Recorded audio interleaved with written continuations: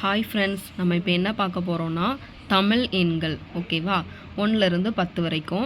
அதுக்கு 1க்கு என்ன வரும் அப்படின்னா க, 2 உ, 3 ந, 4 ச, 5 ரு, 6 சா, 7 ஏ, 8 அ, 9 கு, 10 க.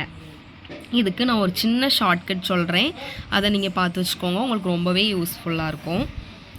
என்ன ஷார்ட்கட் அப்படின்னா, கடலை உருண்டையை நனைச்சி சவைச்சு ருசித்து சாப்பிட்டு எடுத்து அதை கூடையில் கட்டு.